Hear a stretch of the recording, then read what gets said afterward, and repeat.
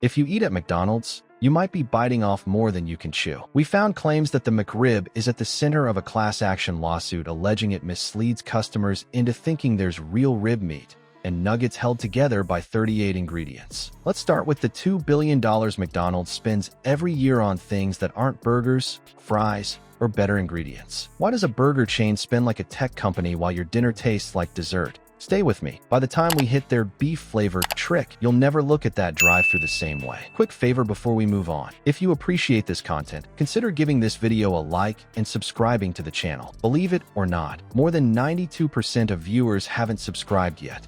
It's free and only takes a second, but it means the world to us. So did you subscribe already? Great. Thank you so much for your support. Now back to the video. Here you are opening your doors to us. Yes. Why? Well, we're starting on a journey called Our Food, Your Questions, and we want to open up the doors and let our customers ask us any questions they have and give them the answers. So this is it. This is the first time you're letting any television crew in here. Yes, this is the first time. Wow. We're making history. We are walking into one of McDonald's top secret food plants in Fresno, California. It won't be easy. Americans have had tough questions for the mega fast food company. Those questions right in McDonald's latest commercial launching today. I think it's disgusting. A burger chain that spins like a tech firm. So why does your meal still taste like dessert for dinner? Let's start with where the money goes. Not into fresher lettuce or better beef. It flows into branding, data pipelines, and tools that track what you crave and when you'll cave. That spend buys attention, not nutrition. The goal is simple. Keep you coming back tomorrow and the day after that. When the scoreboard is volume and stickiness, upgrades that raise costs and slow sales get sidelined. Cleaner oil, tighter sourcing, shorter ingredient lists. Those changes take time and cut margins. A push alert, on the other hand, takes a second and moves units by noon. The incentives line up fast, and they do not line up with your health.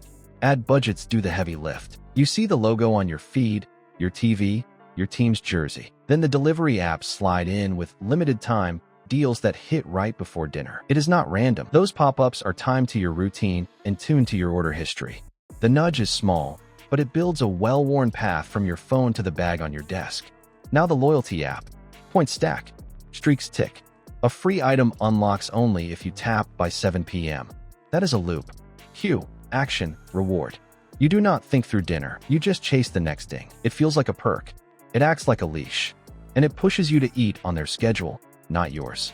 Let's talk value menu math. To hit $1 and change, you start with cheap inputs: refined flour, industrial oils, processed meat. Margins stay tight, and volume makes the numbers work. Reformulate that item with cleaner ingredients, and the cost jumps. The price no longer fits the slot.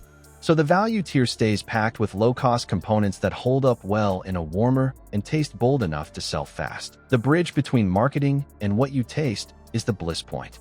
Salt, sugar, and fat tuned to light up your brain. Not too salty, not too sweet, just right for one more bite. Think of it like a radio dial. They do not crank it to static. They find the exact station that sounds perfect in a noisy car. That tuning makes the next purchase feel obvious. Here is the real kicker. The more money they sink into catching your eye, the more the menu is built to click with a scroll.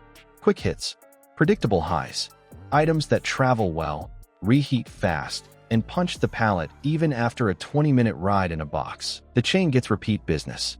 You get food that trains you to want more, sooner.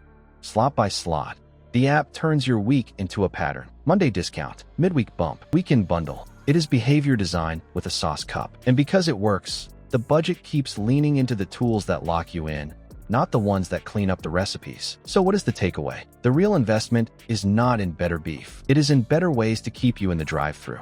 Promotions shape your timing, the app shapes your choices, and the flavor system seals the deal. That dessert for dinner taste is not an accident.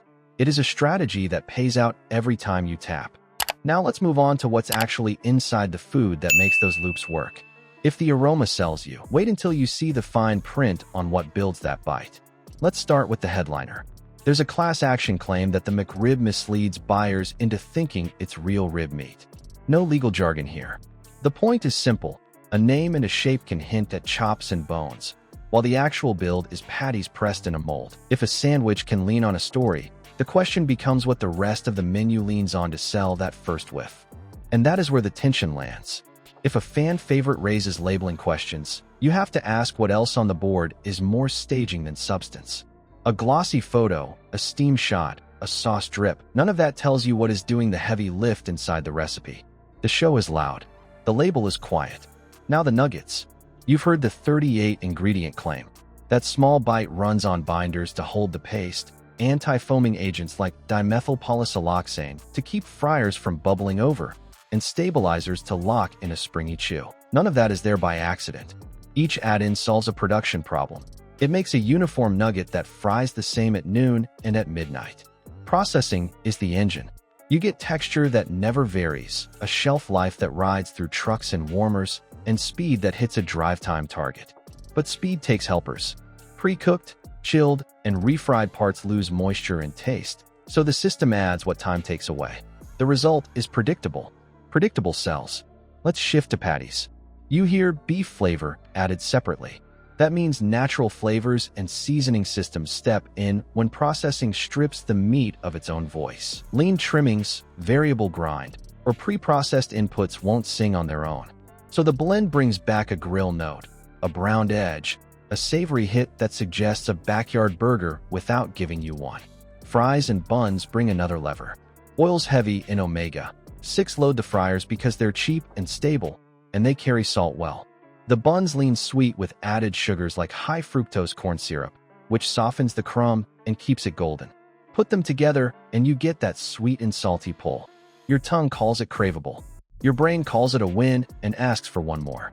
Here is the build you do not see. A combo stack sodium from fries, patties, and sauces into a hit that makes you drink more and want more. Add a shake or a McFlurry and the sugar surge lands hard, then crashes, and you're hungry again right on schedule.